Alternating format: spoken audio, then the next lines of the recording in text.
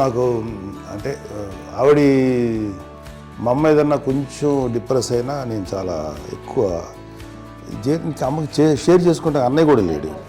అన్నయ్య ఉన్నప్పుడు ఓకే, లేనప్పుడు నేనే ఎక్కువ షేర్ చేసుకున్నాను.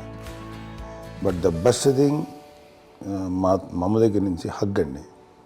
ఈరోజు కూడా మా అమ్మని హగ్ చేసుకోకపోతే అంటే అది నాకు మా అందరిలోనూ అంటే ఆవిడ పెద్ద చదువుకున్న వ్యక్తి కాదు, పెద్దగా బయటికి వెళ్ళి నా ఎక్స్పోజర్ కాదు. కానీ ఇవాళ అన్నయ్య కానీ విజయ, మాధవి, నేను, కళ్యాణ్ బాబు ఈ రోజుకి టుగెదర్గానే ఉంటాం. మేబీ మాకు కొన్ని విషయాల్లో నాకు మా మాధవ్కి డిఫరెన్స్ ఆఫ్ ఒపీనియన్స్ ఉండొచ్చు, మా చెల్లికి మా అన్నయ్యకి అట్లా ఉండొచ్చు, ఉంటుందండి ఫ్యామిలీ అన్న తర్వాత. కానీ ద ఇన్విజిబుల్ బాండేజ్ మా అమ్మ ఇచ్చింది.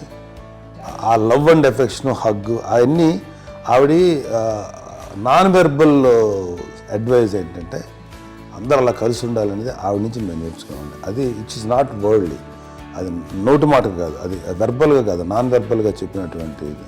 సో అందుకని అది మాకు గొప్ప, మేమందరం ఇప్పుడు అలా ఉండడానికి కారణం, అంత కలిసి ఉండడానికి కారణం, మెయిన్ కారణం మా అమ్మ అండి.